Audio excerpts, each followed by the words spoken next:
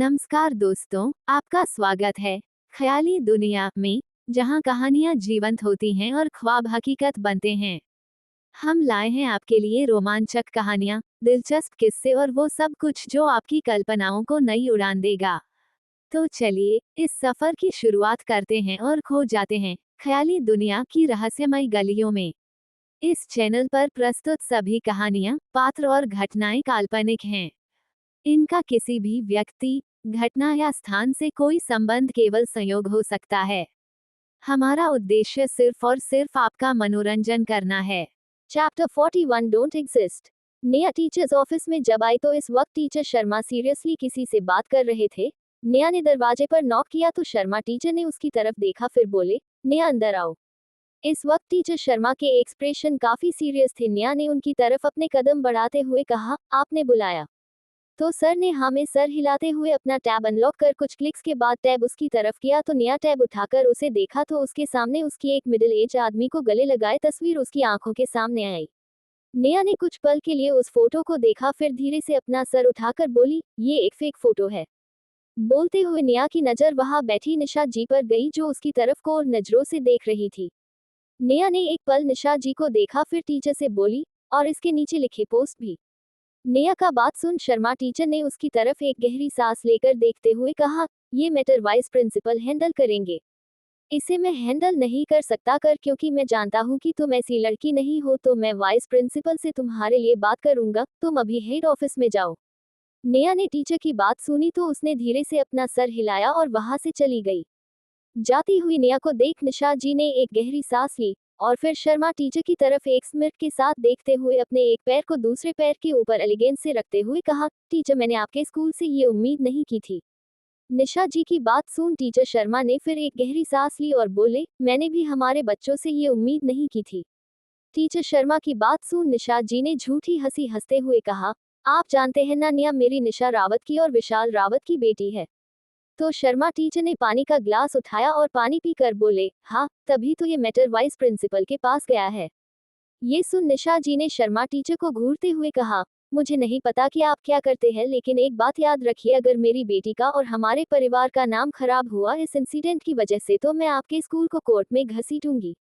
बोल निशा जी खड़ी हुई और अपना ब्लैक चश्मा लगाते हुए बोली, और वो पोस्ट जिसने किया था उसे ढूंढिए। मुझे वो इंसान चाहिए जो मेरे परिवार का नाम खराब करना चाहता है।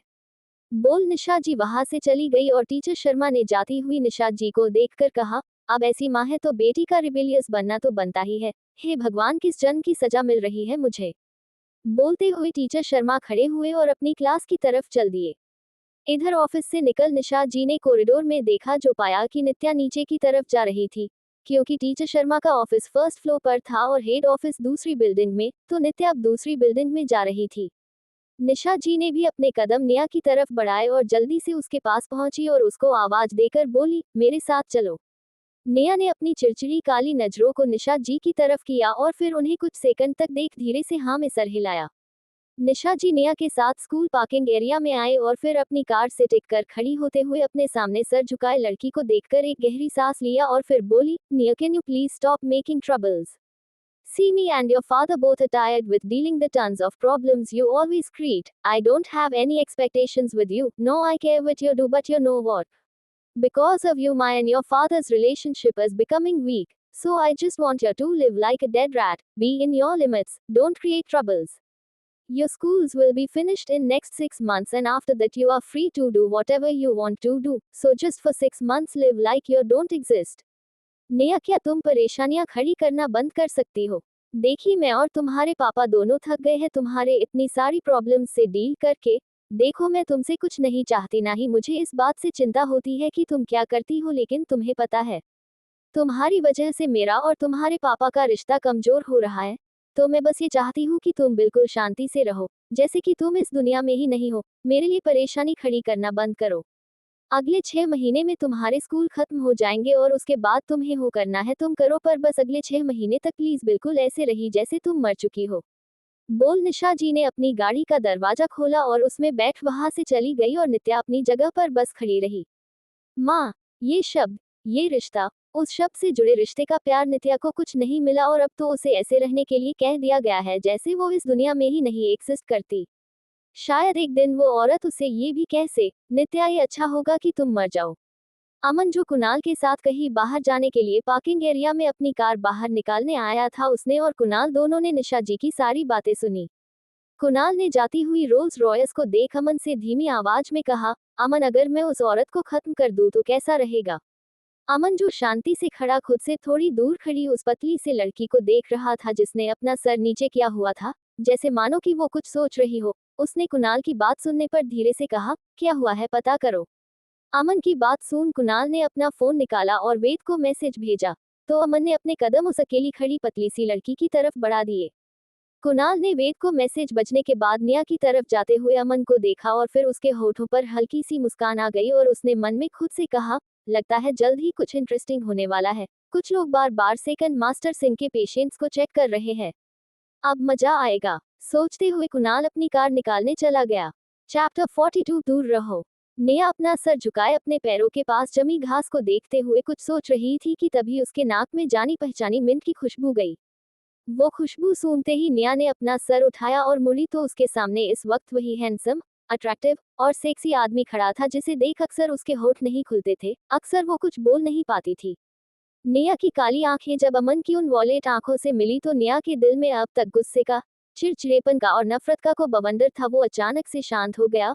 उसकी आंखों में बढ़ता लालपन भी धीरे धीरे कम होने लगा। निया की अब तक कसकर बंद मुट्ठियां भी धीरे धीरे हल्की होने लगी और निया का दिल अब मानो शांत हो गया था। अमन ने अपने सामने खड़ी लड़की के आंखों में देखते हुए अपने पैंट के जेब में हाथ डाला और फिर बोला, वो तुम्हारी माँ थी। अमन का सवाल सुन निया ने अपनी नजरें नीचे कर ली और फिर दूसरे तरफ देखते हुए बोली, हाँ। निया का जवाब सुन अमन ने अपना सर हल्के से हिलाया और फिर बोला, क्या हुआ। अमन के सवाल पर निया ने धीरे से अपने बालों को जो उसकी आंखों पर आ रहे थे उन्हें पीछे किया और अपनी शांत और साफ आवाज में बोली, कुछ नहीं। निया का जवाब सुन अमन ने कुछ नहीं कहा। अमन को कुछ न कहता सुन निया ने कहा, मुझे कुछ काम है। बोल वो हेड ऑफिस की तरफ चल दी। यहाँ क्लास में शिवांग जम्हाई लेते हुए क्लास में आया और अपनी सीट पर जाकर बैठा। तभी उसके कानों में बच्चों की बात करती हुई आवाज गई। सभी की बातों में नित्या का नाम सुन शिवांग ने एक लड़की से सब कुछ पूछा तो उसने उसे वो पोस्ट और फोटो दिखाई। पोस्ट और फोटो देख शिवांग के होठों पर एक टेढ़ी मुस्कान छा गई और उसने खड़े होकर सभी को देखते हुए कहा, अगर अब किसी ने भी निया के बारे में एक शब्द और कहा तो मैं उसका सर फोड़ दूंगा। शिवांग की बात सुन सभी बच्चे शांत हो गए। तभी एक लड़के ने खड़े होकर थोड़े अकड़ के साथ कहा, ओह, क्यों, कहीं तुम्हारा भी तो चक्कर नहीं चल रहा नित्या के साथ। उस लड़के की बात सुन पूरी क्लास शिवांग की तरफ चमकती आंखों से देखने लगी। तभी रश्मि ने खड़े होकर कहा, रोहन कैसी बात कर रहे हो। शिवांग तो अभी जल्द ही आया है क्लास में, उसका निया के साथ कैसा चक्कर। रश्मि की बात सुन रोहन ने गंदी सी स्माइल के साथ कहा, क्यों नहीं चल सकता चक्कर। ये हमेशा निया की जी हुजूरी करता है और क्लास में सिर्फ ये और निया गायब, हम सब तो पढ़ाई करते हैं, इसमें क्या खास है। ये पक्का निया के साथ। इससे पहले वो लड़का और कुछ कहता शिवांग ने उस लड़के के मुंह पर एक गुस्सा मारा और बोला, एक और गंदा शब्द तुमने नित्या के खिलाफ इस्तेमाल किया ना तो जान निकाल लूंगा मैं तुम्हारा, और निया और मेरा जो भी रिश्ता है उससे तुम्हारा कोई लेना देना नहीं, समझे। वो गुस्सा इतना तेज था कि रोहन सीधे डेस्क पर गिरा था और उसके मुंह से खून निकल रहा था। रोहन ने शिवांग की लाल आंखें देखी तो डर से बोला, हाँ, मेरा कुछ लेना देना नहीं है। रोहन का जवाब आकर शिवांग ने रश्मि की तरफ देखा और फिर एक डेविल स्माइल के साथ बोला, और तुम, रश्मि कुमार, अपना ये छोटा सा मुंह और दिमाग दोनों बंद रखा करो क्योंकि अगर तुमने एक और बार बकवास की ना तो मैं तुम्हारा मुंह तोड़ दूंगा। बोल शिवांग अपने सिर पर बैठा और रश्मि ने अपनी मुट्ठी कसकर बंद की और वो भी बैठ गई। इतना सब कुछ होने के बाद किसी भी बच्चे की हिम्मत नहीं थी कि वो एक और शब्द बोले तो सभी शांति से पढ़ने लगे। गौरव जो अब तक अपना हेड डाउन किए हुए था वो आराम से बैठा और फिर अपनी सीट से उठकर साइड में खड़ा हुआ और रश्मि की तरफ इंडिफरेंस के साथ देखते हुए बोला, मेरे डेस्क से हटो और जाकर दूसरी जगह बैठो। रश्मि जो अब तक चिड़चिड़ी हो रही थी उसने जब गौरव की बात सुनी तो उसकी भूरी आंखें बड़ी बड़ी हो गई और उसने ना समझी से कंफ्यूजन में कहा, क्या मतलब। तो गौरव ने अपनी ठंडी आंखों से रश्मि की तरफ देखते हुए कहा, मुझे ज्यादा बोलने वाले और दूसरों के मामले में टांग अड़ाने वाले लोग पसंद नहीं। मतलब मेरे सीट से दफा हो जाओ। रश्मि को जब गौरव की बात समझ में आई तो उसके गाल टमाटर की तरह लाल हो गए और उसके आंखों में आंसू भर गया, लेकिन इससे गौरव को कोई फर्क नहीं पड़ा। ये देख रहनी ने अपना सामान बैग में पैक किया और क्लास में दूसरी खाली सीट पर जाकर बैठ गई। रश्मि के जाने के बाद गौरव ने शिवांग की तरफ देखा जो अपनी नोटबुक में गुस्से में समझ सॉल्व कर रहा था और बोला, शिवांग आ गया आओ। गौरव की बात सुन शिवांग खड़ा हुआ और आगे जाकर बैठा और गौरव अंदर। शिवांग ने गुस्से में अपना किताब बंद करते हुए कहा, गौरव ये मजाक जिसने किया होगा। कितना घटिया झूठ है ये। कोई कैसे किसी की इज्जत बर्बाद करना चाह सकता है, और वो भी एक 18 साल की बच्ची की। शिवांग की कंप्लेन सुन गौरव ने शिवांग को बिना किसी भाव के देखा और फिर अपना हेड डाउन करते हुए बोला, इस मैटर से दूर रहो, स्कूल सब देख लेगा और वैसे भी निया का परिवार स्ट्रांग है तो उसे कोई प्रॉब्लम नहीं होगी। बोलते हुए गौरव दोबारा सो गया और शिवांग ने एक गहरी सांस ली। यहाँ हेड ऑफिस में नेहा ने अपने सामने बैठे 60 साल के एकदम फिट एंड फाइन रौबदार आदमी को देखा जो आराम से अपनी एंटी कप में चाय पी रहा था और फिर नेहा ने एक गहरी सांस ली। इसे दिन ब दिन लग रहा था कि उसकी जिंदगी आसान नहीं और मुश्किल होती जा रही थी और बोली, आप क्या चाहते हैं? नेहा का सवाल सुन रणविजय दत्ता ने अपना चाय का कप आराम से प्लेट में रखते हुए कहा, आप हमारा प्रपोजल कब एक्सेप्ट करेगी Nitya? Chapter 43 no deal. Ranvijay Datta की बात सुन नेहा ने अपनी नजरें झुकाए और अपना चाय का कप उठकर एक सिप लेते हुए बोली, मुझे मुंबई जाने में कोई इंटरेस्ट नहीं है। नेहा की बात सुन रणविजय जी ने उसकी तरफ देखते हुए कुछ सोचकर कहा, बात मुंबई जाने की नहीं है, बात मेरे प्रपोजल को एक्सेप्ट करने की है। रणविजय दत्ता नेहा से 4 साल पहले मिले थे और उसकी स्मार्टनेस से इम्प्रेस भी हुए थे, लेकिन नेहा को और जानने के बाद उन्हें पता चल गया था कि वो जिस वारिस को 10 साल से जगह जगह ढूंढ रहे हैं वो यही है। लेकिन नेहा ने है बार माना कर दिया। और क्यों? ये बात रणविजय जी भी जानते थे, क्योंकि नेहा के प्लेट में पहले से ही बहुत सारी चीजें सॉल्व करने को है और दत्ता परिवार का वारिस बनना मतलब एक और नई मुसीबत जिसे नेहा अभी हाथ नहीं लगाना चाहती थी। यहाँ अमन और कुणाल को वेद ने सारी बात बताई। सब कुछ जानने के बाद कुणाल ने गुस्से में हंसते हुए कहा, लगता है इस स्कूल में बच्चे पढ़ने नहीं आते। अमन ने कार की खिड़की से बाहर देखते हुए वेद से फोन पर अपनी ठंडी आवाज में कहा, सारा मैटर क्लियर करो और स्कूल अथॉरिटी से बात करो और जिसने भी ये पोस्ट किया है उसकी इंफॉर्मेशन ये सब 5 मिनट में हो जाना चाहिए। बोल अमन ने कॉल काट दिया। इधर वेद ने कटे हुए फोन को देखा, फिर गहरी सांस लेकर अपना लैपटॉप खोलकर बैठा। 5 मिनट के अंदर अंदर नेहा से जुड़े सभी पोस्ट फोरम से गायब हो गए थे। जिसमें भी उस फोटो का स्क्रीनशॉट किया था वो भी गायब हो गया और स्कूल अथॉरिटी ने जिसने भी उस पोस्ट पर कमेंट किया था और जिस अकाउंट से वो पोस्ट डाला गया था वो सभी अकाउंट ब्लॉक कर दिया और एक स्टेटमेंट डाला लिखते हुए कि अगर अब दोबारा फेक पोस्ट अपलोड हुआ तो स्कूल स्ट्रिक्ट एक्शन लेगा। साथ में ही अमन के फोन पर अवंतिका की सारी इन्फॉर्मेशन भी आ गई कि कैसे उसने दूसरे हैकर से कांटेक्ट किया था और उसकी फोटो उस मिडिल एज आदमी में चेंज करवाई थी, उनके बैंक स्टेटमेंट, साथ में ही रश्मि और अवंतिका के चेक भी। वेद ने सारा काम करने के बाद अमन को कॉल किया। अमन ने उस फोल्डर को एक बार खोलकर देखा, फिर वेद से अपनी ठंडी पर साफ आवाज में बोला, चोपड़ा परिवार का एक भी डील हमारे साथ कभी नहीं होगा। बोल अमन ने कुछ देर तक कुछ सोचा और फिर बोला, ये फोल्डर नित्या के पास भेज दो। अमन की बात सुनने के बाद वेद ने वो फोल्डर निया को भेज दिया और फिर मन में बोला, मिस निया ने क्या मास्टर अमन से हेल्प मांगी थी? लेकिन अगर उन्होंने मास्टर अमन से हेल्प मांगी होती तो मास्टर अमन खुद इस मैटर से डील करते, ना कि मिस निया को डील करने के लिए बोलते। सोचते हुए वेद ने अपने लिए एक पैकेट नूडल्स बनाए। यहाँ निया ने रणविजय जी की बात सुनने के बाद कुछ नहीं कहा, तभी उसके फोन पर मैसेज आया। निया ने अपना फोन निकाला तो ये वेद का मैसेज था। निया ने उस मैसेज को खोला तो वो एक पीडीएफ थी। निया ने उस फाइल को खोला और सब देखने के बाद निया के एक्सप्रेशंस ज्यादा नहीं बदले, बस उसकी आंखों में ठंडापन और बढ़ गया। निया ने अपना चाय खत्म किया और खड़े होते हुए बोली, मुझे कुछ काम है, मैं आपसे बाद में मिलती हूँ। बोल निया वहां से चली गई। यहाँ पूरे स्कूल ने अभी तहलका मचाया था क्योंकि वो सभी हैरान थे कि इतने जल्दी सब कुछ गायब हो गया। किसी के पास एक भी फोटो नहीं बची थी। रश्मि को अब तक कमेंट्स पढ़कर खुश हो रही थी, उसके रियल और फेक दोनों अकाउंट्स ब्लॉक हो गए थे, साथ में अब वो कोई दूसरा अकाउंट भी नहीं बना पा रही थी। सेम चीज 12th ए में बैठी अवंतिक के साथ हो रहा था। अवंतिका ने अपने फोन को देखते हुए मन में कहा, ये क्या हो रहा है? यहाँ नया स्कूल के बाहर दीवार छलांग मार कर आए और एक टैक्सी को रोका और उसे चोपड़ा हाउस का एड्रेस दिया। करीबन 1 घंटे बाद निया चोपड़ा हाउस के बाहर खड़ी थी। नित्या को देखे ही गार्ड ने दरवाजा खोला तो निया अंदर गई। इस वक्त घर में यश पार्थ के साथ बैठा कुछ बात कर रहा था। नवीन जी ध्वनि जी के साथ पुरानी एल्बम देख रहे थे। निया जब लिविंग रूम में आई तो उसने ये सीन देखा। कितना पारिवारिक माहौल था, लेकिन किसी के आने की आहट होने से सभी ने उस तरफ देखा और निया को इस वक्त स्कूल यूनिफॉर्म में देख सभी थोड़ा हैरान हुआ। ध्वनि जी ने खड़े होकर निया के पास आते हुए एक स्माइल के साथ पूछा, निया क्या हुआ, तुम इस वक्त यहाँ? कुछ कहाँ है? तो नेहा ने हाँ में सर हिलाया और अपने हाथ में पकड़ी फाइल को ध्वनि जी के तरफ करते हुए कहा, ये आपकी बेटी ने किया है। मेरे पापा आप लोगों की बहुत इज्जत करते हैं और आप सबकी उनके साथ पुरानी दोस्ती है, तो मुझे लगा कि ये बेहतर होगा कि आप अवंतिका को समझाएं। नेहा की बात सुन सभी कंफ्यूज हो गए। नवीन जी नेहा के पास आए और उसके हाथ से फाइल लेकर उसे पढ़ने लगे। सभी चार्ट हिस्ट्री, बैंक ट्रांजैक्शन के स्टेटमेंट और पोस्ट की स्क्रीनशॉट और उसके नीचे लिखे कमेंट्स देख नवीन जी के माथे की नस उभर आए और उनका अब तक मुस्कुराता चेहरा सख्त हो गया और उन्होंने बिना कुछ कहे वो फाइल ध्वनि जी को दे दी। ध्वनि जी ने उस फाइल को लिया और सब कुछ देखने के बाद उनका चेहरा भी गुस्से से भर गया। ध्वनि जी ने उस फाइल तो कॉफी टेबल पर रखा और फिर नित्या के पास जाकर उसके हाथों को अपने हाथ में लेते हुए बोली, आई एम सॉरी निया। बोल ध्वनि जी ने अपना सर झुका लिया।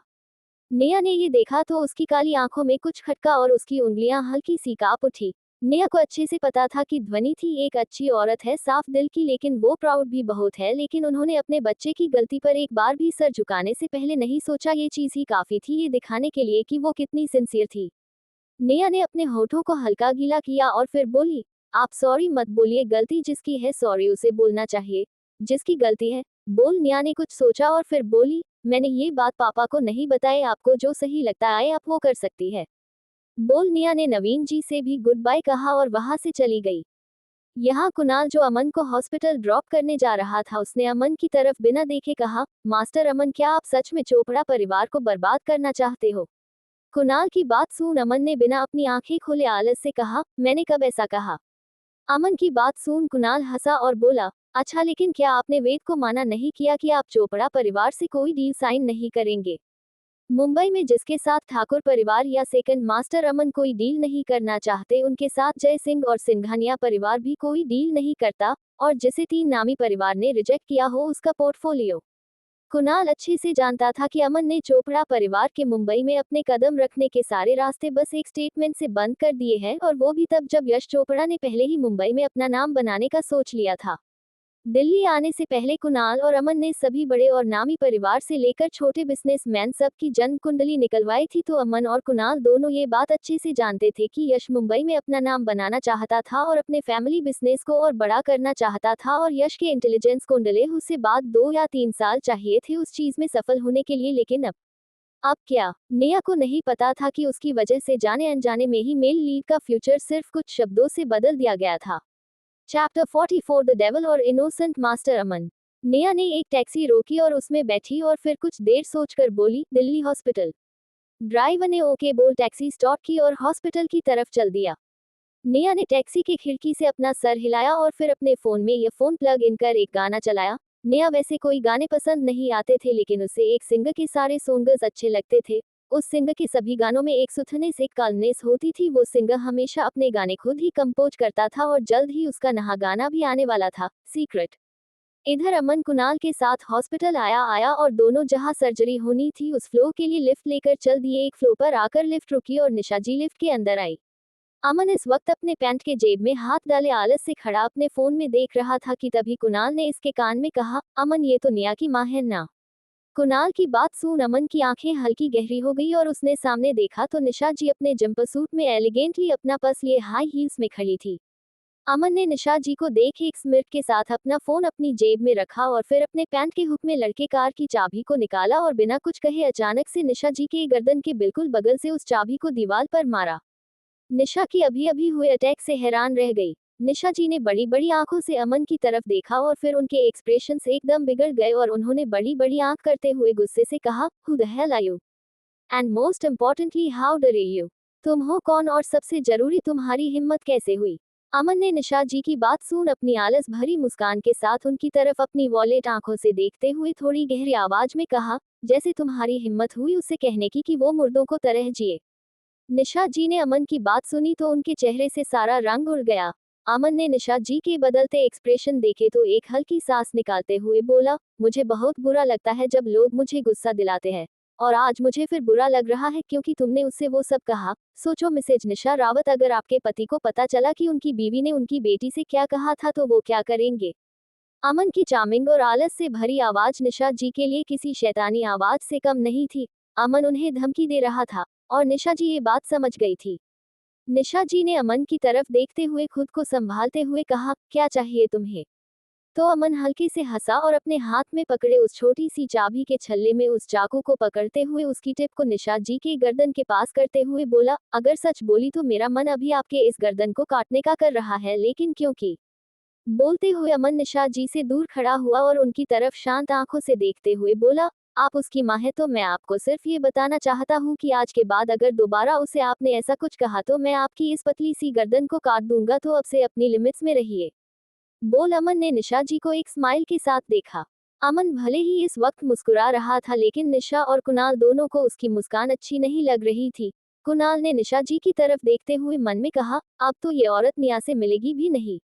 और निशा जी का दिल इस वक्त डर के कारण जोर जोर से धड़क रहा था। निशा जी ने अमन के मुस्कुराते हैंडसम चेहरे को देख अपनी मुट्ठी कसकर बंद कर ली और धीरे से सर हिलाया। तभी लिफ्ट का दरवाजा खुला और अमन कुणाल के साथ बाहर निकला तो हॉस्पिटल डीन ने, जो अमन का ही वेट कर रहा था, उसने अमन को देख अपना सर झुकाया और रिस्पेक्ट के साथ बोला, सेकंड मास्टर सिंह। अमन ने इस डीन को इग्नोर किया तो ये देख उस डीन ने कुणाल को भी झुककर कहा, मास्टर कुणाल। तो कुणाल ने उस डीन को हल्की मुस्कान के साथ देखा और केबिन में अमन के साथ चला गया।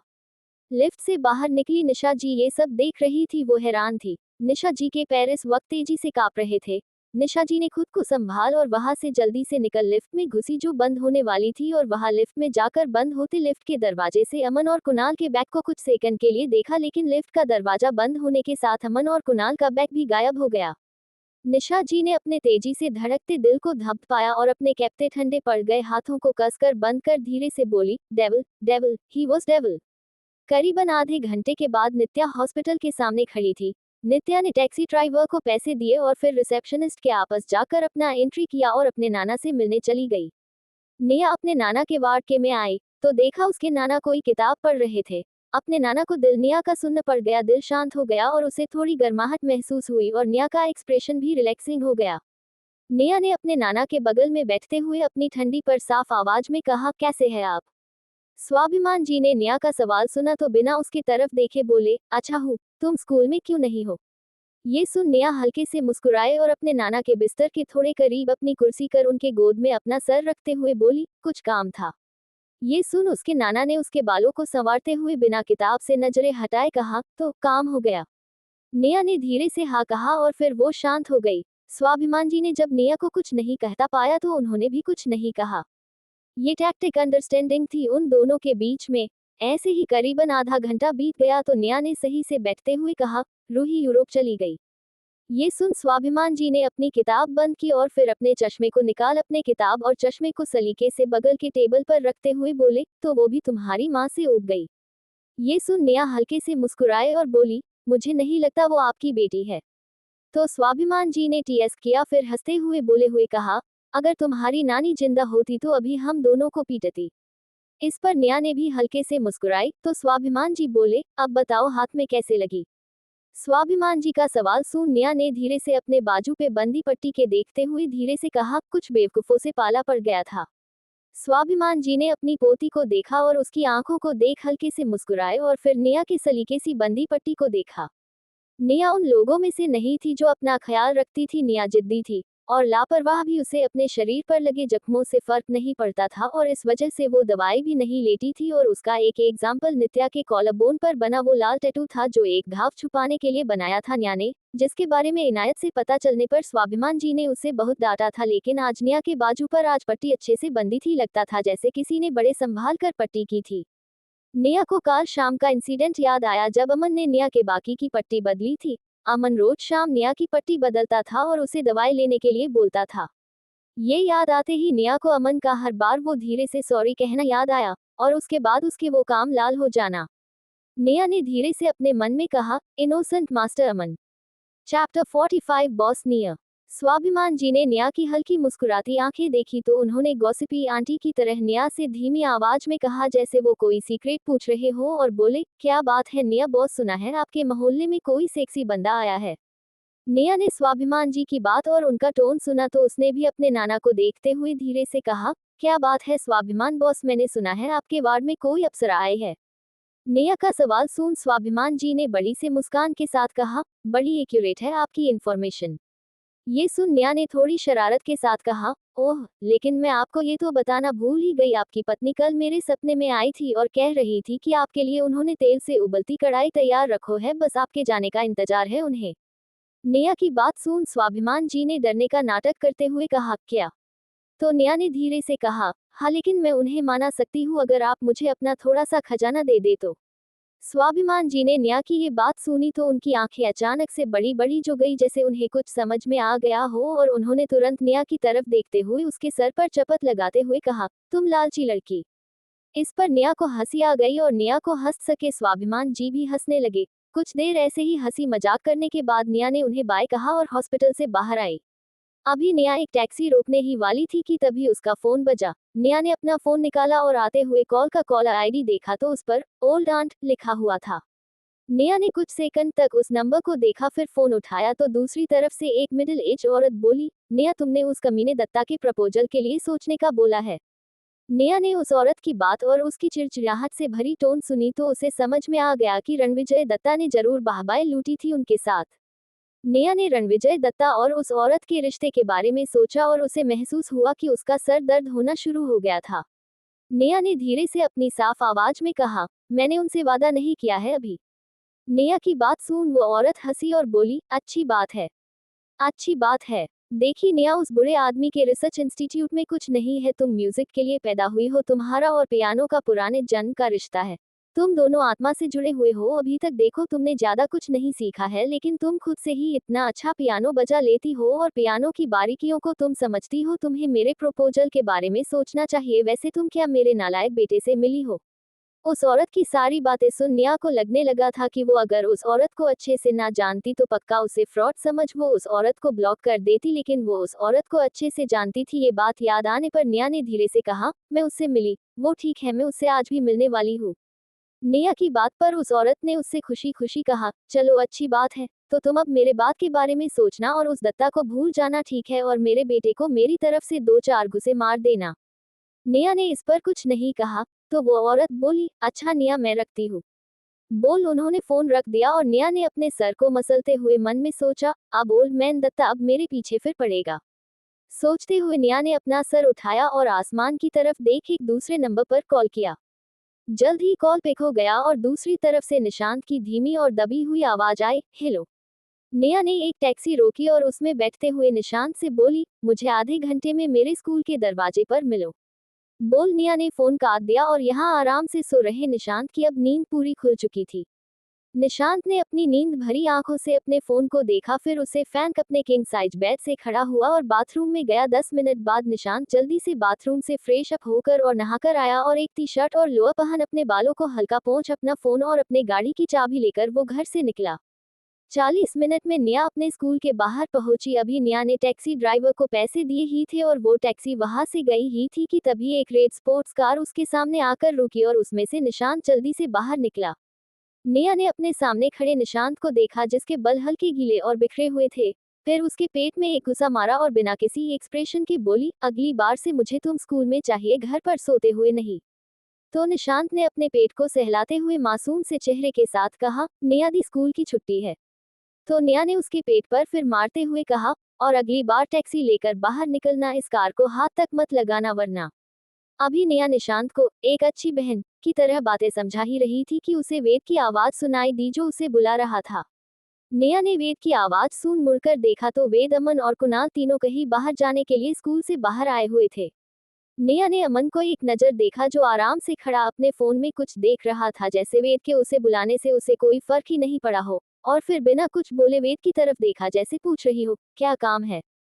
कुणाल नेहा की सवालिया नजरों को समझ गया और उसके पास आते हुए बोला, नेहा तुम कहीं जा रही हो? कुणाल के सवाल पर नेहा ने हाँ में सर हिलाया और बोली, लंच पर। ये सुन कुणाल ने निशांत की तरफ देखा जो उसके बगल में खड़ा था और अब उसी की तरफ सके रहा था। नेहा ने कुणाल की नजरों को निशांत की तरफ देख कहा, ये निशांत है। इस पर निशांत ने अपना हाथ आगे बढ़ाते हुए कहा, निशांत मलिक। तो कुणाल ने उसके हाथ को मिलते हुए कहा, कुणाल। फिर कुणाल ने नेहा से कहा, हम सब भी लंच पर जा रहे हैं तो तुम हमारे साथ आना चाहोगी? ये सवाल सुन नेहा धीरे से कुणाल से दूर उसके पीछे खड़े अमन को देखा जो अभी भी अपने फोन में बिजी था, और फिर कुणाल को देख कुछ सोचकर बोली, शायद तुम लोग डिस्टर्ब हो जाओ। तो अभी नेहा ने इतना कहा ही था कि एक और कार आकर अमन के सामने रुकी और करण में ड्राइविंग सीट पर बैठे हुए पैसेंजर सीट की साइड की खिड़की खोल कहा, मास्टर अमन चले। अमन ने करण के बुलाने पर हम किया और कार में बैठा और फिर कुणाल को देख बोला चले। तो कुणाल ने एम्बेरेसमेंट के साथ नेहा को देखा और फिर अमन के बगल में जाकर बैठा और वेट करण के। तब अमन ने अपने उंगली से अपने पैर पर धीरे धीरे टक टक करते हुए नेहा की तरफ देखकर अपने आलस भरे पर चार्मिंग आवाज में पूछा, कहाँ लंच करने जा रही हो। नेहा ने अमन के सवाल पर उसकी तरफ देखा और उसकी आंख हल्की फुल्की, फिर उसने कहा, रॉयल्स कैफे। ये सुन अमन ने हल्की मुस्कान के साथ नेहा की तरफ देखा, फिर बोला, ओह, तो आपकी चोट ठीक हो चुकी है boss Neha. Chapter 46 boyfriend. Neha अभी भी अमन की तरफ देख रही थी और उसकी मुस्कान देख वो समझ गई कि आज उसका पिज्जा खाने का प्लान फ्लॉप था। तो नेहा ने मुड़कर निशांत को देखते हुए कहा, उनकी कार के पीछे चलो। इस पर निशांत ने एक बार अमन को देखा और फिर अपने कार में जाकर बैठा और कर स्टार्ट करते हुए बोला, आपका और उनका। निशांत के इतना कहते ही नेहा समझ गई कि वो क्या पूछना चाहता है। नेहा ने खिड़की के बाहर देखते हुए धीरे से कहा, वो स्कूल का नया डॉक्टर है। नेहा का जवाब सुन निशांत ने अपने दांत पिसे और फिर मन में चिड़चिड़ाहट के साथ बोला, हाँ और आप स्टूडेंट। करीबन आधे घंटे की ड्राइविंग के बाद सभी द पैराडाइज पहुंचे। द पैराडाइज एक नया पर काफी फेमस और लग्जरियस रेस्टोरेंट था। पैराडाइज में खाना खाने के लिए कम से कम आपके जेब में 25,000 रुपए होने चाहिए, क्योंकि यहाँ की स्टार्टिंग डिश ही 5,000 से शुरू होती है। सभी लोगों में एक प्राइवेट रूम ओपन करवाया और उसमें जाकर बैठे। नेहा अमन और निशांत के बीच में बैठी थी। सभी आराम से बातें। तब एक वेटर मेन्यू कार्ड लेकर आया और सभी को दिया, फिर साइड में खड़ा हो गया। सभी ने अपने लिए कुछ डिशेज ऑर्डर किए। तब कुणाल ने नेहा की तरफ देखते हुए कहा, नेहा तुमने कुछ ऑर्डर किया। तो नेहा ने पिज्जा के कॉलम को देखते हुए धीरे से ना में सर हिलाया, क्योंकि उसे कोई इस वक्त घूर रहा था। नेहा ने धीरे से पेज बदला, फिर थोड़ी देर देखने के बाद अपना खाना ऑर्डर किया। वेटर सभी का ऑर्डर लेकर चला गया और सभी आपस में बात करने लगे। करण ने कुणाल को देखते हुए कहा, तो कुणाल, क्या मुंबई जाओगे। इस पर कुणाल ने पानी पीकर करण को घूरते हुए एक हल्की मुस्कान के साथ कहा, करण तुम अपनी जिंदगी से थक गए हो, है ना। तो करण ने आराम अपने सामने रखा चाय पीते हुए कहा, मेरी जिंदगी सच में काफी बुरी हो चुकी है। मुझे उस बूढ़े आदमी के टोंट हर रोज सुनने को मिलते हैं। हाँ तो मास्टर अमन, आप तो ओल्ड मास्टर सिंह के बर्थडे पर मुंबई जा रहे हो। इस पर अमन ने आलस से करण की तरफ देखा और बोला, देखेंगे। ये सुन करण ने दोबारा गहरी सांस लेकर छोड़ते हुए कहा, हाँ मुझे तो जाना होगा। वैसे क्या आपको केस 101 के बारे में कोई लीड मिली। इस पर निशांत, जो अब तक शांति से बैठा अपना फोन यूज कर रहा था, उसके हाथ फोन पर कस गए और उसने धीरे से अपनी नजरें नेहा की तरफ की और उसे अपना चाय पीता देख वो भी रिलैक्स हो गया और अपना चाय उठाकर पीने लगा। करण इस बात से अनजान अमन से दोबारा बोला, जिसने निशांत की ये हरकत देख ली थी, मास्टर अमन, क्या आपको सच में उस केस के बारे में कुछ नहीं पता। अमन ने करण के सवाल पर उसे आलस से देखते हुए कहा, हम यहाँ लंच करने आए हैं। इस पर करण ने अपना चाय खत्म कर कहा, हाँ लेकिन क्या आपको शिवांग भी नहीं मिला। करण की इस बात पर वेद अपना चाय पीते पीते रुक गया और उसने करण को हमदर्दी भरे नजरों से देखा, फिर मन में बोला, मास्टर करण, आप अपने ही पैर पर कुल्हाड़ी मार रहे हो। सोचते हुए करण ने अपने दिल को तसल्ली देते हुए आगे सोचा, मैं तो आपको बताना चाहता था, लेकिन किसने कहा आपको कि मिस नेहा के सामने बकवास करने के लिए। भगवान आपकी मदद करे। सोचते हुए वेद ने अपना फोन निकाला। तभी करण ने नेहा की तरफ देखते हुए कहा, नेहा ये तुम्हारा बॉयफ्रेंड है क्या। करण का सवाल सुन कुणाल और वेद दोनों ने एक बार अमन की तरफ देखा और फिर एक बार नेहा, फिर निशांत और फिर करण, और दोनों ने फिर अमन की तरफ देखा, जिसका चेहरा देख दोनों ने मन में कहा, करण अब तुम कभी भी शिवांग या केस 101 से जुड़ी कोई भी बात मास्टर अमन से निकलवा सकते हो। सोचते हुए दोनों ने करण के लिए दिल में मोमबत्ती जलाई। इधर अमन ने अपना सर हल्का सा घुमाया और नेहा की तरफ सके बोला, बॉयफ्रेंड। यहाँ मल्होत्रा हाउस में इस वक्त माहौल कुछ अच्छा नहीं था, बल्कि काफी बुरा था। यश ने नेहा की लाइव फाइल को आज 10वीं बार पढ़ा और उसे नीचे रखते हुए बोला, रश्मि और अवंतिका ये सब कैसे कर सकती है। ध्वनि जी ने यश की बात सुन उसे गुस्से घूरते हुए कहा, यश अगर तुमने उसे पहले अपने गुस्से को शांत करना सिखाया होता, या जब हम उसे ये सब सिखा रहे थे तो सिखाने दिया होता, तो ये दिन नहीं देखना पड़ता। नवीन जी ने ध्वनि जी के कंधे को पकड़ उन्हें सोफे आप बिठाते हुए कहा, आप शांति से बैठिए, मैं अवंतिका को आज समझा दूंगा, और वैसे भी मुझे लगता है कि उसे थोड़ा दुनिया देखने की जरूरत है, तो कैसा रहेगा कि हम उसे रूही की तरह ही कहीं भेज दे। नवीन जी की बात सुन सभी लोग हैरान रह गए। यश ने नवीन जी की तरफ हैरानी से देखते हुए कहा, पापा ये कुछ ज्यादा ही नहीं हो जाएगा। तो नवीन जी ने उसकी तरफ ठंडी आंखों से देखते हुए कहा, और तुम्हें पता है इस वक्त नेहा को क्या सहना पड़ रहा होगा। तुम सबको नेहा की हालत के बारे में पता है और ये उसका बड़प्पन है कि उसने अवंतिका को कुछ किया नहीं और न ही उसने विशाल को कुछ बताया। और तुम्हें क्या लगता है विशाल क्या करता अगर उसे ये सब पता चलता? तो वो हमसे सारे रिश्ते तोड़ देता। हमारी 20 साल की दोस्ती तुम्हारी उस बहन की वजह से टूट जाती, साथ में हमारा रेपुटेशन। उसका क्या, वो भी राख में मिल जाती। और नेहा अगर सच ना पता कर पाती तो उसका क्या होता, उसकी जिंदगी खराब हो जाती। ध्वनि जी जो अब तक हैरान थी, उन्होंने नेहा के बारे में सोचा। नेहा के लिए उनके दिल में बहुत हमदर्दी और प्यार था, क्योंकि नेहा को कभी भी निशाद जी ने एक्सेप्ट नहीं किया और वो निशाद जी का रिएक्शन अच्छे से जानती थी। उन्होंने कितने कड़वे शब्द नेहा से कहे होंगे, ये बात वो अच्छे से जानती थी। ये सब सोच ध्वनि जी ने अपने आंसू पोंछते हुए कहा, आप उसे कहीं दूर भेज दीजिए, हमने उसे बहुत बिगाड़ दिया है। उसे बड़े होकर खुद के लिए कुछ करना होगा और इन सब से पहले उसे एक अच्छा इंसान बनना होगा, जिसके लिए उसे दुनिया की असलियत पता होनी चाहिए। बोल ध्वनि जी ने खुद को दिलासा दिया। नवीन और ध्वनि जी दोनों जी अच्छे इंसान थे। वो बिजनेस के मामलों में बहुत क्रूएल थे, लेकिन एक इंसान के तौर पर दोनों में इंसानियत थी। और आज जो अवंतिका ने किया वो उनके लिए अनएक्सपेक्टेबल था। इस वक्त स्कूल से निकाल रही अवंतिका को नहीं पता था कि उसके पेरेंट्स ने उसके लिए क्या सोचा है, और न ही रश्मि की मेल लीड के दिल में उसका इंप्रेशन नीचे गिर रहा था। चैप्टर 47 आजादी। नेहा ने अमन की बात सुन उसकी तरफ स्पीचलेस होकर देखा। तब निशांत ने हंसते हुए कहा, बॉयफ्रेंड? मैं भाई हूँ नियादी का। बोलते हुए निशांत और हंसने लगा। तब नेहा ने उसकी तरफ घूर कर देखा तो निशांत ने अपने होठों पर उंगली रख ली और नेहा ने अमन को एक नजर देखा, फिर करण से बोली, अपने दिमाग का कूड़ा दूसरे के दिमाग में मत डालो। नेहा की बात सुन वेद और कुणाल दोनों को हंसी आ गई। कुणाल ने करण का चेहरा देखा जो नेहा की बात सुन लाल हो गया था और बोला, करण तुम्हारे पास अगर कुछ ना हो तो चुप रहना ज्यादा बेहतर होता है। और सभी वापस में बातें करने लगे। निशांत भी सभी से घुल मिल गया और करण, कुणाल और वेद को ज्वाइन किया। सिर्फ अमन और नेहा ही शांति से बैठे थे और बस बीच बीच में अपना ओपिनियन देते। इतने में वेटर भी खाना ले आया और सर्व किया। फिर सभी खाना खाने लगे। खाना खाकर सभी वापस अपनी अपनी कार में आकर बैठे और गाड़ी वापस स्कूल की तरफ चल दी। निशांत ने कार चलाते हुए कुछ सोचा, फिर सीरियस होकर बोला, एक हफ्ते बाद मुल्तानी परिवार का बोर्ड मीटिंग है और मिसेज मुल्तानी आपको वहां चाहती है। इस बार कुमार भी वहां आएगा। ये अच्छा मौका है उसको खत्म करने का। अगर आपने कुमार को खत्म कर दिया तो उसका राइट हैंड खत्म हो जाएगा और आपको कुछ सालों के लिए उन लोगों से छुट्टी मिल जाएगी। तब तक आप नाना का भी ख्याल रख सकती हो और अपनी पावर को बढ़ा सकती हो, क्योंकि आने वाले कुछ साल आपके लिए आसान नहीं होंगे। निशांत की सारी बातें सुन नेहा ने कार के बाहर देखते हुए कुछ सोचा और धीरे से बोली, मैं नहीं जा सकती, नाना को यहाँ छोड़ना उनके लिए खतरनाक हो सकता है। इस पर निशांत ने गहरी सांस छोड़ते हुए कहा, ये बात सभी को पता है, लेकिन वो ओल्ड फॉक्सेस वो आपको वहाँ बोर्ड मीटिंग में चाहते हैं। उन्हें मिसेज मुल्तानी पर यकीन नहीं, और क्योंकि अभी उनका बेटा अभी भी वापस नहीं आया तो उसकी जिम्मेदारी आप पर आ जाती है। बोल निशांत ने कुछ सोचा और उसकी आंखें गहरी हो गई और उसने धीरे से कहा, ये कीमत है आपके आजादी की। कीमत? आजादी की? ये शब्द नेहा को जगाने जैसे थे। नेहा ने ये शब्द सुना तो हल्के से हंसी, लेकिन उसकी हंसी बिल्कुल ठंडी थी। नेहा ने बिना निशांत को देखे कहा, इनायत वो यहाँ सेफ है ना? नेहा का सवाल सुन निशांत ने कुछ नहीं कहा और नेहा समझ गई कि उसका ये सवाल पूछना बेकार था। जब तक वो उन सबको खत्म नहीं कर देती तब तक उसकी आजादी, इनायत और उसके नाना की जिंदगी कभी सेफ नहीं हो सकती। सोचते हुए नेहा ने धीरे से कहा, फेरी टेल खत्म, अब बारी नाइटमेयर की। नेहा की बात सुन निशांत ने हल्के से हंसते हुए कहा, हमारे लिए जिंदगी कभी फेरी टेल थी क्या? तो नेहा ने उसकी तरफ हल्के से देखा और धीरे से बोली, शायद। बोलते हुए नेहा की काली आंखों के सामने वो खूबसूरत, चमकती, चार्मिंग, कोई बेहतरीन ख्वाब जैसी वॉलेट आंखें आ गई।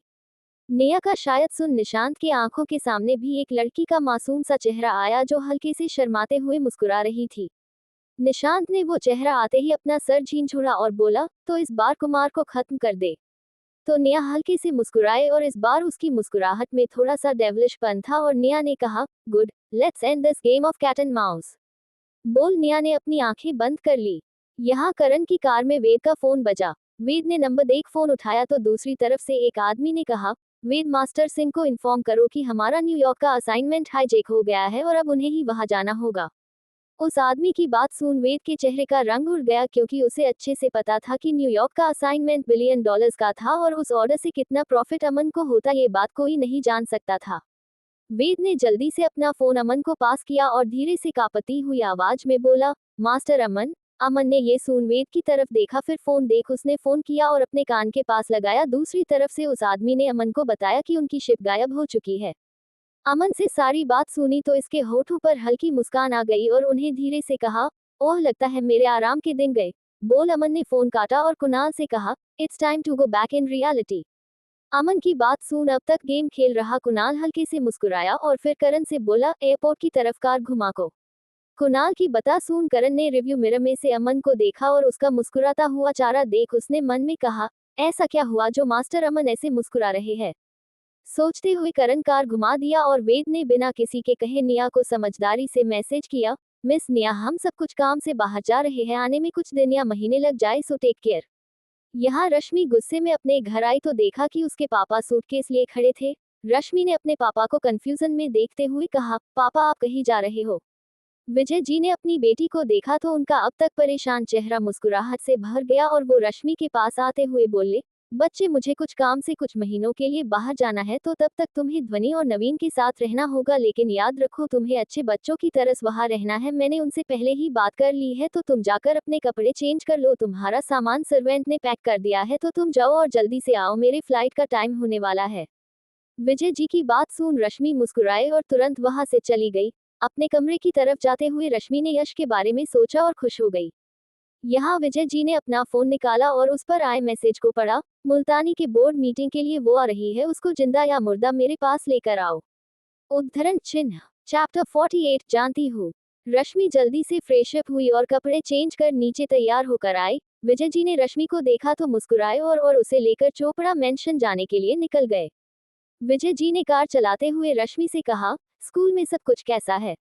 विजय जी का सवाल सुन रश्मि की आंखों के सामने आज हुआ इंसिडेंट आया और उसकी आंखों हल्की सी फुल्की, लेकिन उसने खुद को नॉर्मल करते हुए कहा, सब अच्छा है।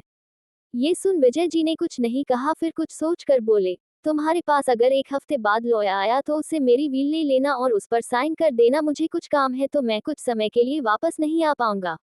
इस पर रश्मि ने कुछ नहीं कहा, बस हाँ में सर हिला दिया। विजय जी अपनी बेटी से बहुत प्यार करते थे, लेकिन क्योंकि वो अक्सर काम से बाहर रहते थे तो उनका और रश्मि का रिश्ता उतना मजबूत नहीं था और विजय जी की बात पर रश्मि का इसलिए कोई बड़ा रिएक्शन नहीं था क्योंकि उसे अब आदत हो गई थी अकेले रहने की। रश्मि के कुछ न कहने पर विजय जी ने एक गहरी सांस ली और बोले, पापा तुमसे बहुत प्यार करते हैं, बिल्कुल मम्मी की तरह। तुम मेरी और तुम्हारे माँ की जान हो। मेरे यहाँ न होने पर तुम दिल्ली से बाहर मत जाना, अगर जाना हो तो देश से बाहर जाना, वरना कहीं नहीं। विजय जी की बात सुन रश्मि ने एक झूठी मुस्कान के साथ उसकी तरफ देखा और प्यार से बोली, आप मुझसे प्यार करते हैं, ये बात मुझे पता है, और मुझे दिल्ली से बाहर नहीं जाना ये बात भी पता है, और आप जो काम करते हैं वो बात भी मुझे पता है।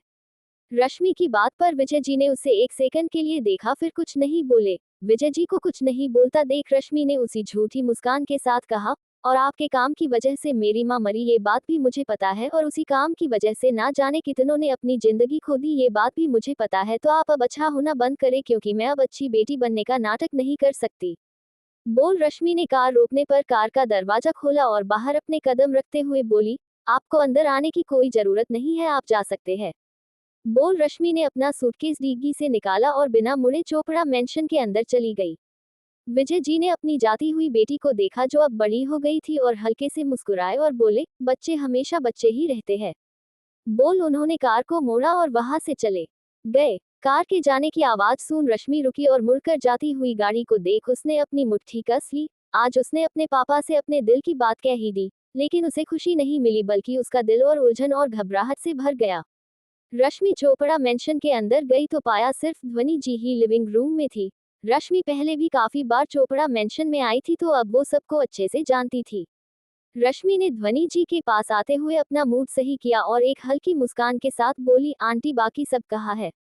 ध्वनि जी ने रश्मि की आवाज सुनी तो उसकी तरफ देखा और फिर अवंतिका के और उस फाइल के बारे में सोच उनका खराब मूड थोड़ा और खराब हो गया, लेकिन क्योंकि उस मैसेजेस में रश्मि से भेजने का कहा था ये सोच ध्वनि जी ने गहरी सांस लेकर उसे अपने पास बिठाया और सब बताया कि क्या क्या हुआ और कैसे अब अवंतिका को बाहर भेज दिया गया है।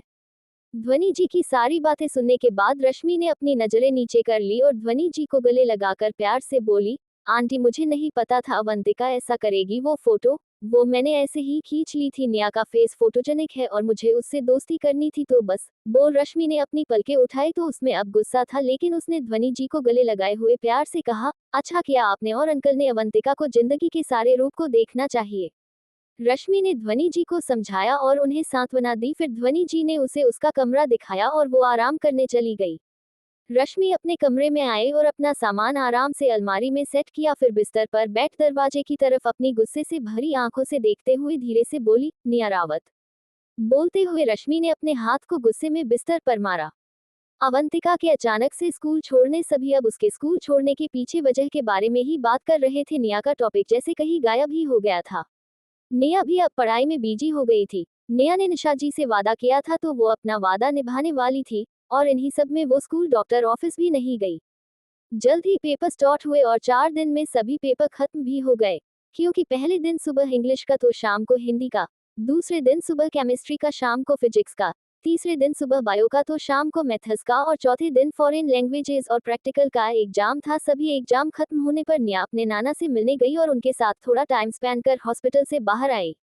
ये एक हफ्ता निया के लिए काफी मुश्किल था, क्योंकि पहले उसे पढ़ना था, फिर होने वाली बोर्ड मीटिंग के लिए तैयारी करना, कंपनी की रीसेंट रिपोर्ट्स, इन्वेस्टमेंट, प्रॉफिट और लॉस के बारे में पता करना, फिर बोर्ड मेंबर के रीसेंट के एक्शन का पता करना, और फिर ऊपर से रूही के रीसेंट एक्शंस ने उसे परेशान कर दिया था। अभी निया हॉस्पिटल से बाहर आई ही थी कि निशांत अपनी कार लेकर उसके पास आ गया।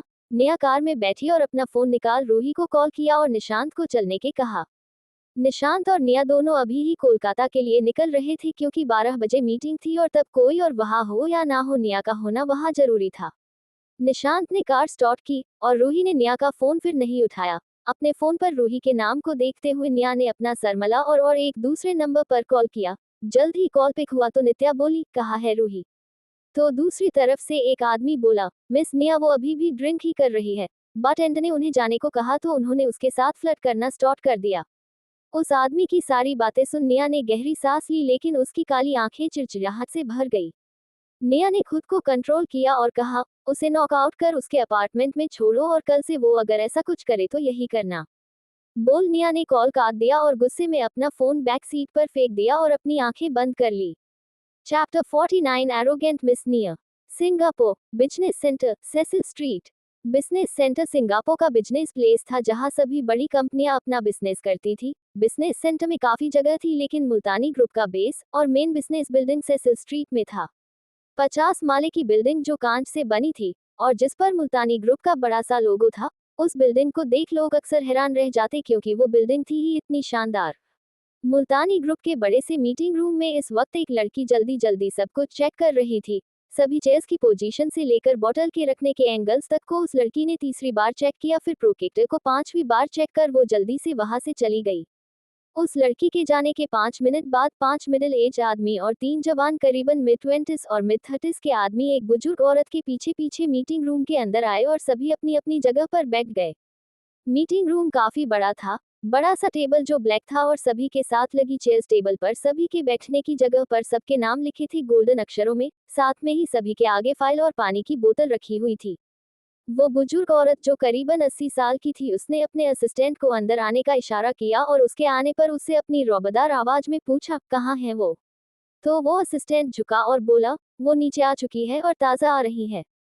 यहाँ मुल्तानी ग्रुप के बिल्डिंग के सामने एक ब्लैक पोश आकार रुकी और फिर एक आदमी बॉडीगार्ड की यूनिफॉर्म पहने पैसेंजर सीट से निकला और बैक सीट का दरवाजा सर झुकाकर खोलते हुए बोला, मिस निया। निया ने दरवाजा खोलने पर अपनी काली आंखें खोली, जिसमें चिड़चिड़ापन था, लेकिन निया ने अपनी आंखें एक पल के लिए बंद की और गहरी सांस लेकर फिर अपनी आंखें खोलो तो इस वक्त उसकी आंखें शार्प पर कोर थी।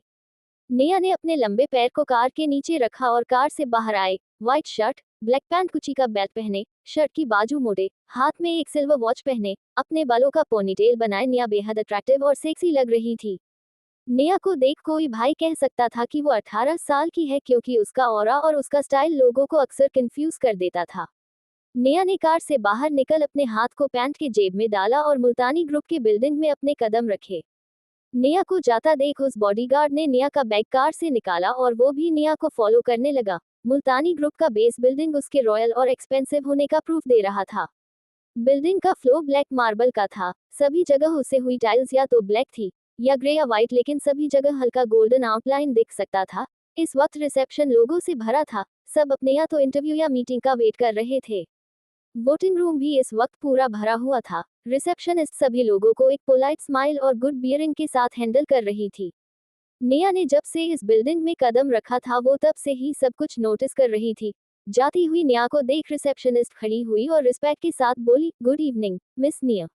नेहा ने हल्के से अपना सर हिलाया और लिफ्ट के पास आए अपना थंब प्रेस किया और अंदर गई। उस बॉडीगार्ड ने भी नेहा को फॉलो किया लेकिन वो नेहा के बगल वाली लिफ्ट में गया, क्योंकि नेहा जिस लिफ्ट में थी वो बस एक्सक्लूसिवली सीनियर मेंबर्स के लिए ही था, या उनके लिए जिसका पोस्ट काफी बड़ा था। नेहा जल्द ही 30वें फ्लोर पर आए और सीधे मीटिंग रूम की तरफ चल दी। नेहा का बॉडीगार्ड पहले ही उसके लिए दरवाजा खोले और उसके बैग और कोट लिए खड़ा था। नेहा ने दरवाजे के पास आकर उससे अपना बैग लिया तो बॉडीगार्ड ने उसका कोट उसके कंधे पर डाला। नेहा ने अपना कोट सही किया और मीटिंग रूम के अंदर गई। इस वक्त मीटिंग रूम का माहौल काफी ठंडा था। नेहा ने सभी को इग्नोर किया और बस उस बुजुर्ग औरत को सर हिलाकर हेलो कहा, फिर उस बुजुर्ग औरत के बगल में जाकर बैठी।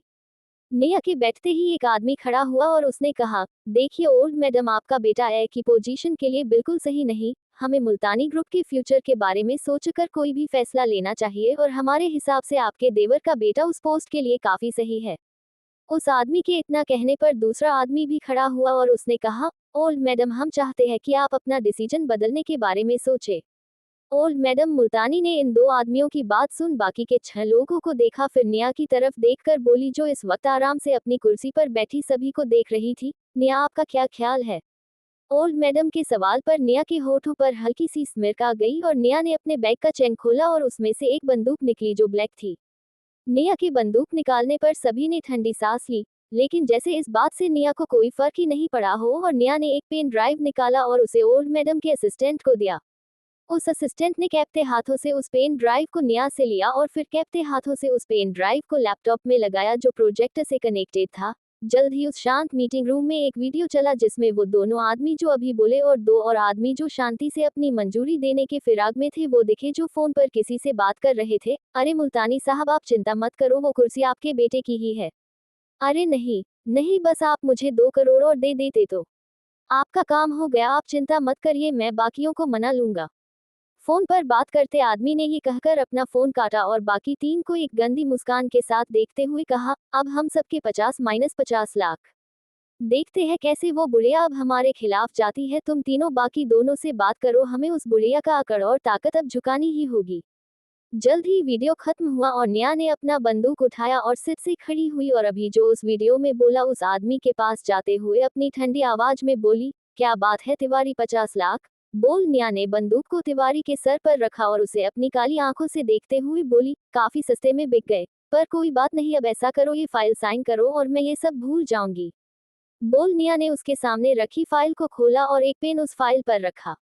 तिवारी ने फाइल को देखा, फिर नेहा को कांपते हुए देखते हुए बोला, नेहा ये हमारा मामला है और तुम तो मुल्तानिस की कुछ लगती भी नहीं, तो तुम इन सब में क्यों पड़ रही हो?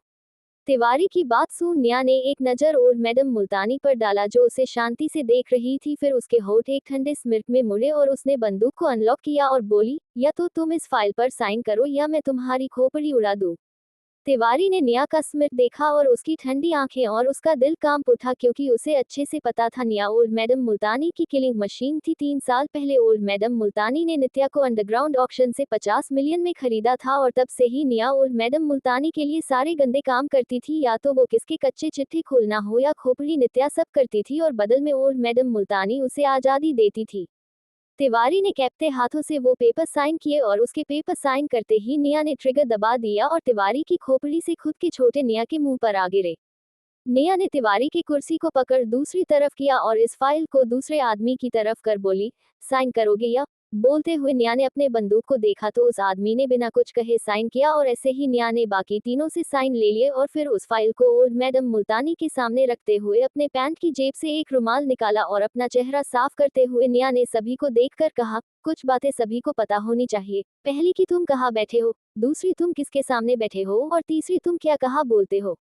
तो जैसा कि आप सभी ने एक एग्जाम्पल देखा कि कैसे तिवारी को ये तीनों रूल नहीं पता थे और वो इसके वजह से मारा गया, तो अब आप इस एग्जाम्पल को अच्छे से समझे कि तिवारी ने यहाँ ओल्ड मैडम मुल्तानी के सामने बैठकर किसी और के सब बोले और उनका अपमान किया। तिवारी ने बोर्ड मीटिंग में बाहर के सौदों से रिलेटेड प्लान को सबके सामने प्रेजेंट किया और तिवारी ने मुझसे बोलने से पहले अपने शब्दों पर ध्यान नहीं दिया। तो moral of the story is never break rules, so today's meeting is over. And बोलते हुए निया ने उन तीनों लोगों को देखते हुए कहा, और तुम्हारे शेयर्स ओल्ड मैडम मुल्तानी ने मार्केट प्राइस पर खरीद लिए हैं, तुम्हें तुम्हारे पैसे कल तक मिल जाएंगे।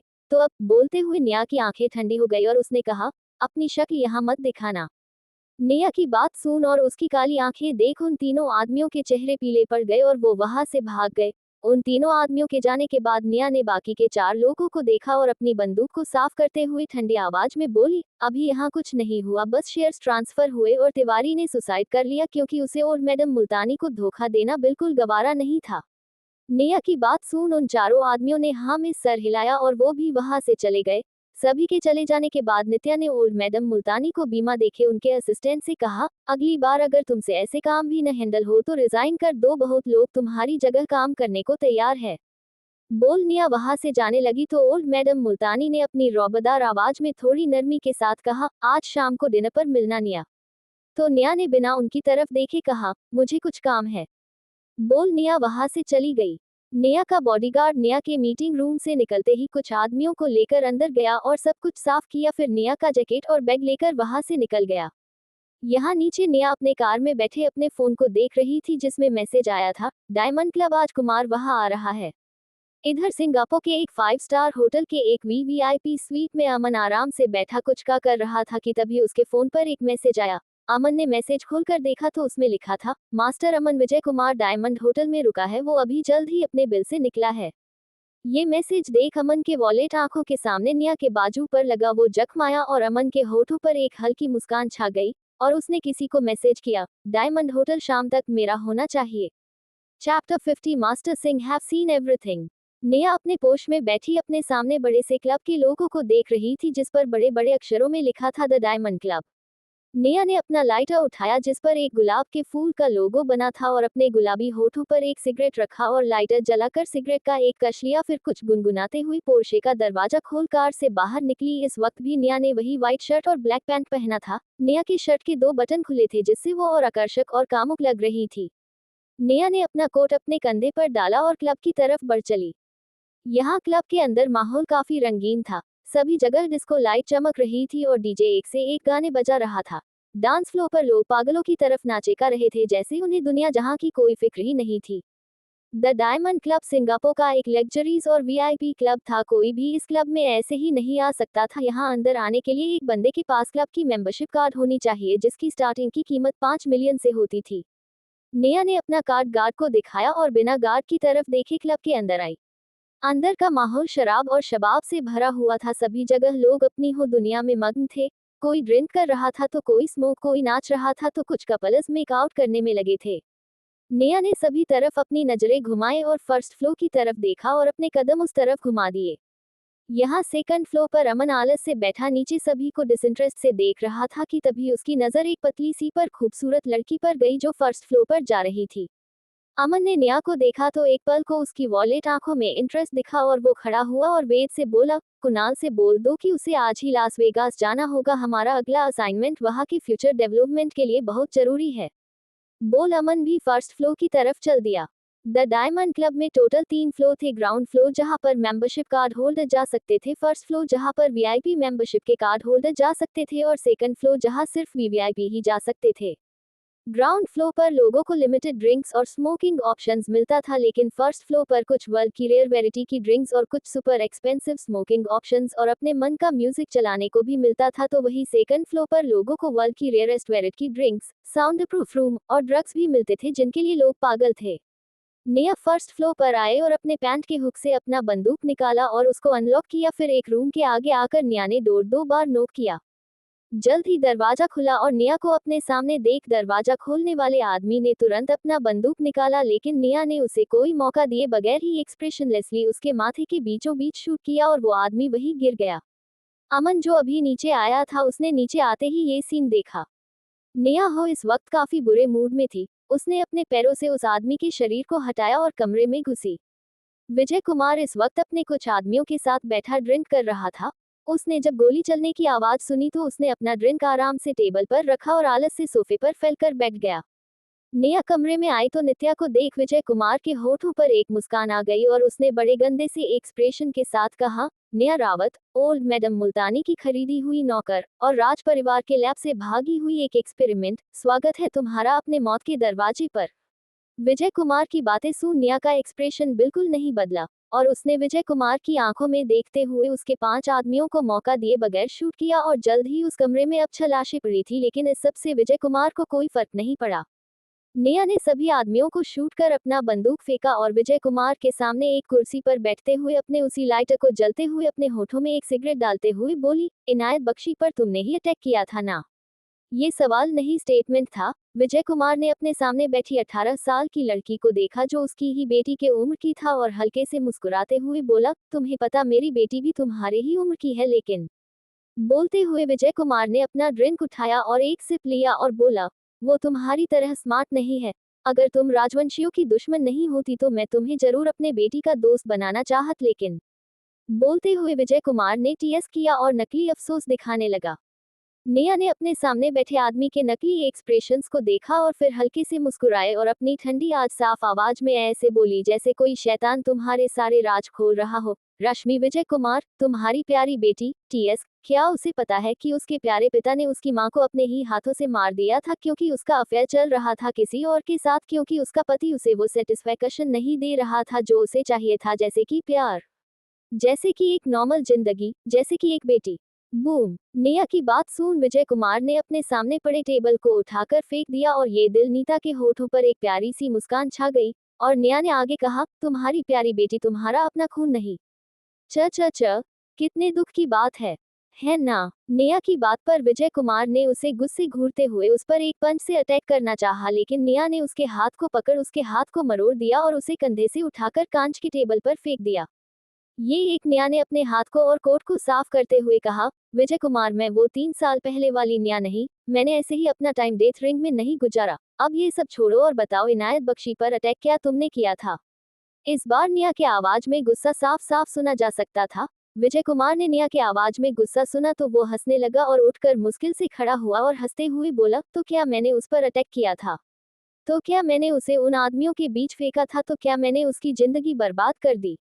विजय कुमार की बात सुन नेहा की आंख लाल होने लगी और उसने शांति से अपना वोट निकाला और अपने शर्ट के बाजू को मोड़ते हुए ठंडी आवाज में बोली, कुछ नहीं, बस अब तुम भगवान से प्रार्थना मत करना कि तुम्हें मौत मिले।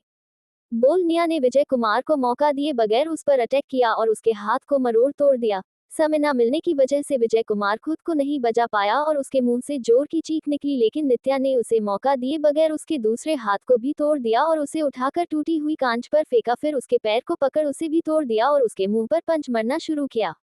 पूरे कमरे में चीख गूंज उठी, लेकिन नेहा मानो पागल हो गई थी। अगर इस नेहा को कोई आज देखता तो उसका रूह कांप जाता, लेकिन कमरे के बाहर खड़ा अमन ये सब शांति से सके रहा था। अमन सिंह ठाकुर को वैसे तो कुछ पसंद नहीं आया, लेकिन जब कुछ पसंद आता है तो वो कोई आम चीज नहीं होती और वही बात इंसानों के साथ भी थी। अमन को कुछ हफ्ते पहले नेहा का यही गुस्सा और उसकी पतली कमर ने अट्रैक्ट किया था, लेकिन आज से पहले अमन ने नेहा के हिस्से की लिमिट को नहीं देखा था, लेकिन आज जो नेहा इसके सामने थी तो फेयरलेस थी, बिल्कुल असली, बिल्कुल रफ, बिल्कुल खुली लेकिन बंद भी। नेहा का ये रूप देख अमन की वॉलेट आंखें चमक उठी, साथ में ही कुछ नए इमोशंस भी उसकी आंखों में दिखे जिसे अमन ने जल्द ही छुपा लिया।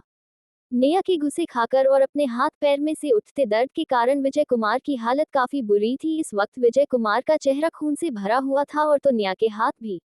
धीरे धीरे विजय कुमार दर्द न सहने की वजह से बेहोश होने लगा, लेकिन बेहोश होने से पहले वो हंसा, वो भी मुश्किल से, और बोला, नेहा रावत, तुम मुझे तो मार दोगी, लेकिन अपने नाना को कैसे बचाओगी? हाँ हाँ हाँ हाँ हाँ। हंसते हुए विजय कुमार बेहोश हो गया और नेहा के हाथ रुक गए, उसकी आंखों का हिस्सा धीरे धीरे शांत हो गया और वो उठी, आज किसी को कॉल कर बोली, डायमंड क्लब, फर्स्ट फ्लोर, सब साफ करो और सभी आदमियों को ठिकाने लगा दो। बोल। नेहा ने फोन काटा और अपने पैंट की हुक से दूसरा बंदूक निकाला और उसे अनलॉक किया, तभी विजय कुमार का फोन बजा। नेहा ने फोन की तरफ एक नजर देखा तो पाया इनकमिंग कॉल किसी बॉस की थी। ये देख नेहा ने कॉल पिक किया तो दूसरी तरफ से एक रौबदार आवाज आई, क्या हुआ, उसका काम तमाम हुआ? ये सुन नेहा ने बिना किसी एक्सप्रेशन के विजय कुमार को शूट करते हुए कहा, नहीं, लेकिन तुम्हारे कुत्ते का काम जरूर तमाम हो चुका है। नेहा की बात और गोलियों को आवाज सुन दूसरी तरफ कुछ पल शांति थी, फिर वो आदमी जोर से हंसा और बोला, नेहा डार्लिंग, तुमने उसका काम तो तमाम कर दिया, लेकिन अपने नाना को कैसे बचाओगी? ये सुन नेहा ने अपने खून बारे हाथ को बिना किसी एक्सप्रेशन के रुमाल से साफ करते हुए दी आवाज में कहा, तुम हाथ लगाओ उन्हें और मैं तुम्हारी सल्तनत तबाह कर दूंगी। अगर तुम्हारे हाथ उन तक या किसी और तक पहुंचे तो याद रखना, मैं तुम्हें न स्वर्ग का छोड़ूंगी न नर्क का। मैं तुम्हें इसी मृत्यु लोक में कैद कर दी ही तुम्हारे आंखों के सामने तुम्हारी दुनिया उजड़ दूंगी राजवंश। बोल नेहा मुड़ी और वहां से चली गई। अमन जो आराम से कोने में खड़ा सब सुन रहा था और देख रहा था, वो हल्का सा मुस्कुराया और जाती हुई नेहा को देख अपने पैंट से एक सिगरेट निकाल उसे जलाकर उसका कश लेते हुए मन में बोला, राजवंश। दोस्तों, आशा करते हैं कि आपको हमारी यह कहानी पसंद आई होगी। अगर आपने इस सफर का आनंद लिया हो तो हमारे चैनल ख्याली दुनिया को लाइक करें, अपने दोस्तों के साथ शेयर करें, कमेंट में अपनी राय दें और हमारे चैनल को सब्सक्राइब करना न भूलें। मिलते हैं अगली कहानी के साथ, तब तक के लिए अपने ख्यालों में डूबे रहें। धन्यवाद।